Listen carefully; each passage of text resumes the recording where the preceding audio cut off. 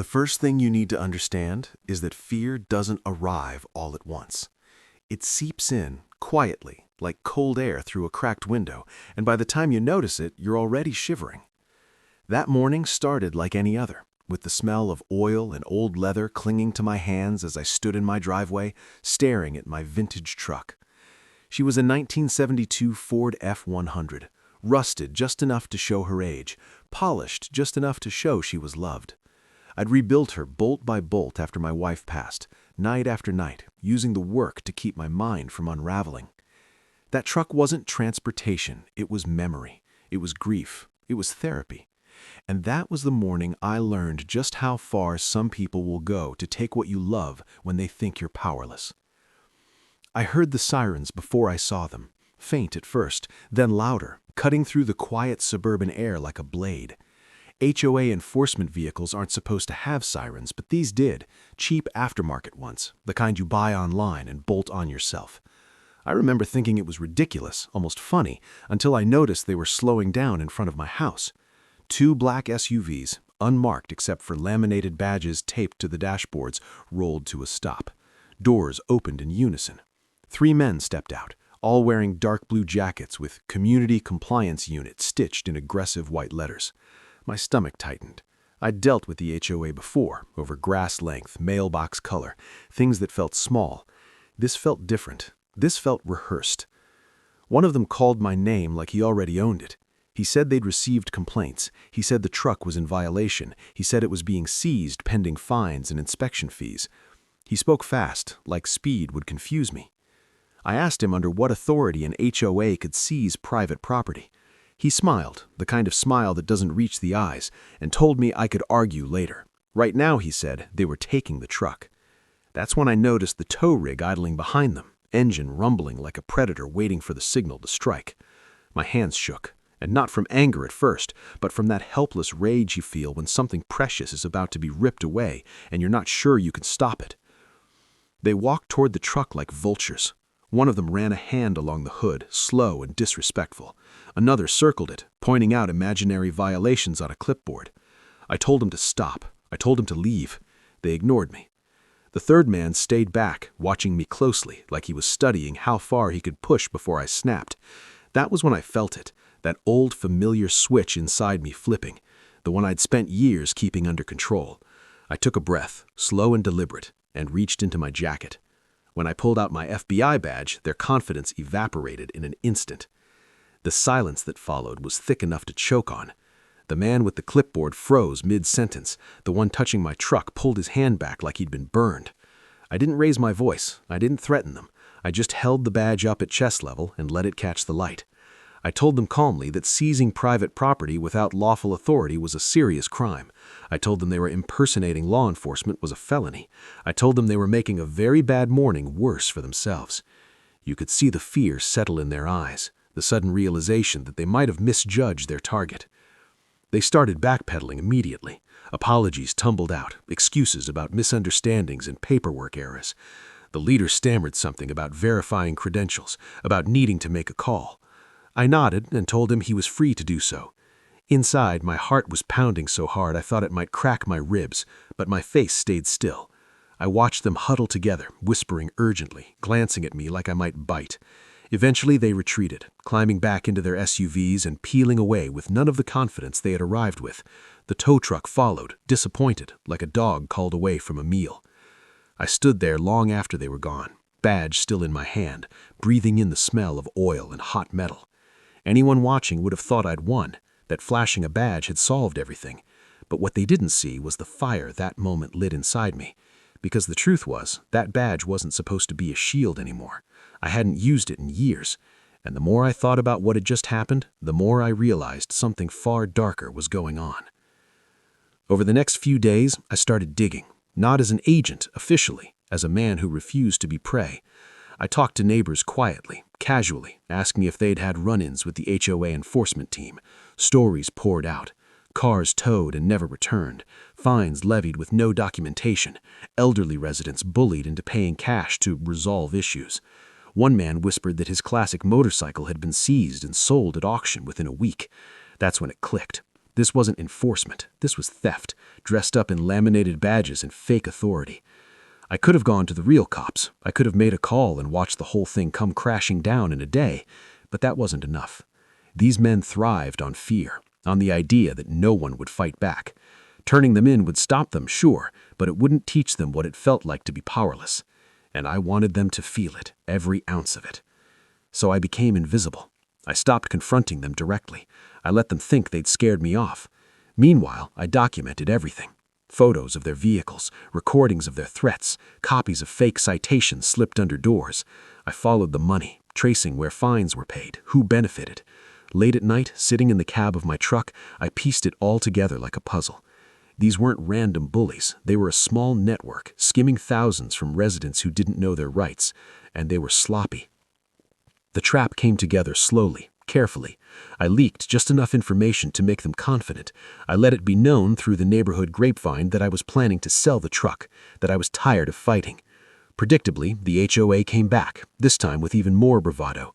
They issued a final notice, claiming the truck would be seized at dawn. I made sure every camera was rolling, every microphone was live. I parked the truck exactly where they wanted it.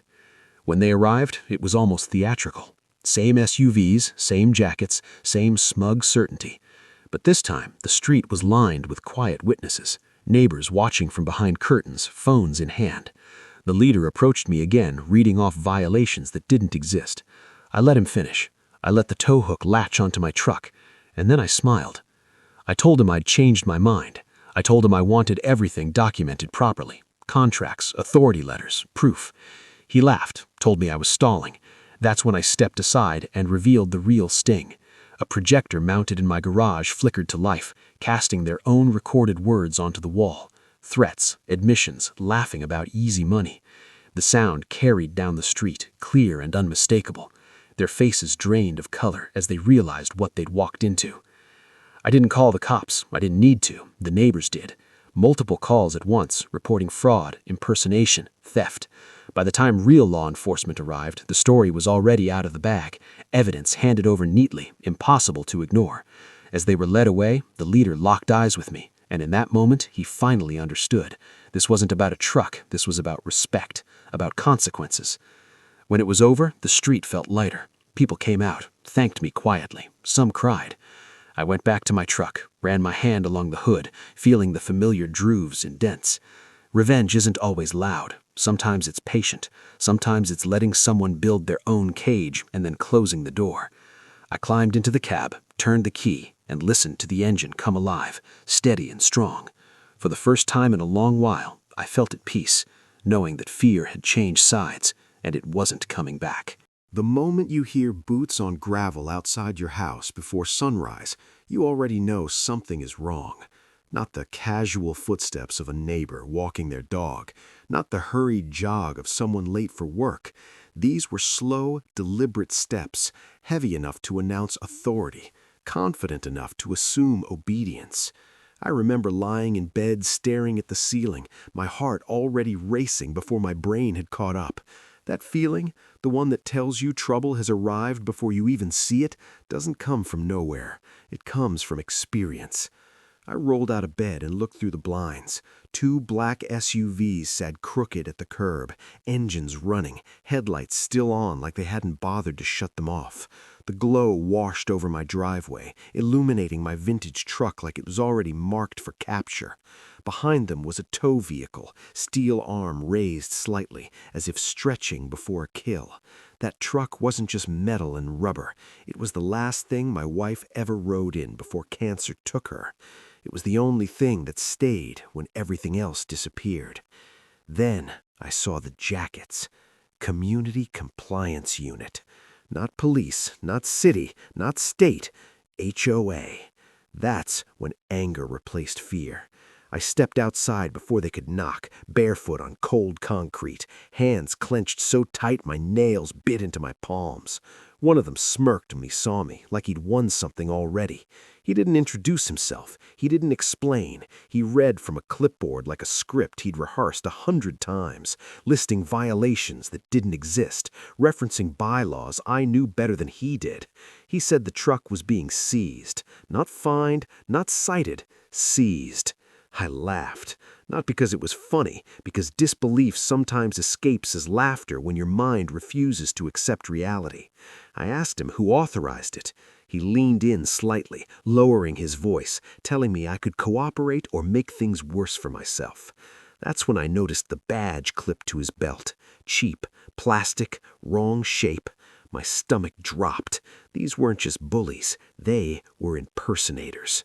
When I showed my FBI badge, the street went silent. Not movie silence, real silence, the kind where even birds stopped chirping. Their confidence collapsed instantly. I watched their faces cycle through disbelief, fear, and calculation. They backed off, fast, stuttering excuses, retreating like rats when the light flips on. They left. But here's the thing nobody tells you. When someone tries to steal from you once, they're testing you. When they fail, they don't quit. They regroup. And I knew they'd be back. Over the next few weeks, I stopped being angry and started being patient. I waved at HOA members. I smiled. I complied with small requests. I made myself look harmless. Meanwhile, I listened. I watched. I learned. I learned they targeted people who lived alone. I learned they preferred older residents, widows, veterans, anyone less likely to fight back. I learned seized property didn't go to storage, it went to private auctions tied to shell companies. I learned the fines were fake, but the money was very real. And most importantly, I learned they were greedy. Greedy people make mistakes. I installed cameras they couldn't see, audio recorders disguised as motion lights. I documented every interaction, every threat slipped under a door, every whispered warning to just pay and it'll go away. I spoke to neighbors quietly, never pushing, never leading, just listening. The stories broke my heart. A man who lost his father's motorcycle, a woman who paid 3 months' salary to avoid legal escalation that never existed. Fear had become their business model. I decided something then. I wasn't going to stop them. I was going to end them. I leaked information carefully, let it slip that I was restoring the truck for sale, that I was tired, that I didn't want trouble anymore. I let them believe they'd broken me. When the final notice came, announcing seizure at dawn, I smiled for the first time in weeks. That morning, they came with confidence. More vehicles, louder voices. They didn't even pretend anymore. Neighbors watched from windows, afraid but curious. The tow arm clamped onto my truck. Metal screamed. That sound nearly broke me, but I stayed calm. I asked them to repeat everything for the record. They laughed, so I gave them the record. Speakers hidden in my garage activated. Their own voices echoed down the street. Threats, jokes, admissions. Screens lit up with footage of them taking cash, forging documents, bragging about who they'd hit next. The color drained from their faces as realization hit. Not fear yet, understanding. I stepped forward then, close enough they could smell the oil on my hands. I told them this wasn't law enforcement. This was consequence. Neighbors began filming openly, phones raised, no more hiding. When the real police arrived, summoned not by me but by witnesses, everything was already done. Evidence stacked neatly, stories aligned, lies exposed. As they were cuffed, the leader looked at me like I'd betrayed some unspoken agreement. But there was never an agreement, only predators assuming no one would bite back. When it was over, I sat in my truck for a long time. I didn't start it right away. I just rested my forehead on the steering wheel, breathing, letting the weight finally lift. Revenge doesn't feel like triumph. It feels like release, like setting something heavy you've carried too long. The HOA collapsed within months. Lawsuits followed. New boards formed. People slept easier. And my truck? She's still in my driveway, still mine. And every morning when I turn the key, I remember the look on their faces when power slipped through their fingers. Not because a badge saved me, but because I refused to be afraid. The quiet didn't last forever. Quiet never does. It just waits until you forget to listen. A month passed, then another, and the neighborhood slowly returned to its routines. Trash cans rolled out on schedule. Kids rode bikes again. People laughed a little louder than before. like they were making up for lost time. On the surface, everything looked healed, but underneath, I could feel it. A low hum of unease that never completely shut off. Once you've seen how easily authority can be faked, how quickly fear can be weaponized, you don't ever go back to being naive. I stayed careful. Not paranoid, careful. There's a difference. Paranoia imagines threats that aren't there. Carefulness remembers the ones that were. Late one evening, as the sun bled out behind the rooftops and the air cooled just enough to smell like rain, I was in the garage wiping down the truck. I always did that at night. Fewer eyes, fewer questions. The cloth moved slowly over the hood, following the dents and scars I knew by heart. Each one had a story. A camping trip gone wrong, a grocery store parking lot argument with gravity, a moment of laughter when my wife teased me for caring more about scratches than most people cared about entire cars. That's when I noticed the envelope. It was tucked under the windshield, half hidden, like someone hadn't wanted it to be obvious. My first instinct was irritation. The second was alertness. Nobody touched my truck without permission anymore. I pulled the envelope free, turned it over, and felt my jaw tighten. No return address. Inside was a single sheet of paper. No letterhead, no signature, just 4 typed words. You should have stopped. That was it. No threats, no demands, just a reminder. A warning meant to burrow into my thoughts and rot there. I stood very still, listening to the garage, the house, the street beyond. Nothing. Whoever left it was already gone. That night, sleep refused to come. My mind replayed everything, looking for loose ends I might have missed. Men like that don't forgive humiliation. They don't learn lessons, they look for angles. And that note told me one thing clearly. Someone believed I'd crossed the line. So I went back through everything one more time. Every file, every recording, every copy backed up in places only I knew. I verified timelines, checked redundancies, made sure nothing could be twisted or erased. If someone wanted to retaliate, I wasn't going to give them anything to grab onto. Days passed, no follow-up, no confrontation, just that lingering sense of being watched again. Not constantly, just enough to keep me aware. A reflection in a window that lingered too long. A car slowing slightly as it passed my house. Small things, easy to dismiss, impossible to ignore once you've lived through what I had. Then came the knock. It was late afternoon, sunlight slanting low, shadows stretching across the porch. 3 slow knocks, calm, polite, almost respectful. I didn't answer right away. I looked through the side window instead. He stood there alone. No jacket this time, no clipboard, just jeans, a button-down shirt, and a face that had aged 10 years since the last time I'd seen it. The confidence was gone, the swagger too. What remained was something harder to read. Not fear exactly, but resentment mixed with fatigue. I opened the door but didn't invite him in. He started talking immediately, like silence scared him. He said he just wanted to talk, said things had gotten out of hand, said people had misunderstood his intentions, the usual language of men who'd never apologized in their lives but suddenly needed something. I let him speak, let the words pile up until they tripped over each other. When he finally stopped, I asked him one question, just one. Who left the note? His eyes flicked to the side for a half-second. That was all the answer I needed. He told me I'd embarrassed people, dangerous people, said there were consequences for making examples of others.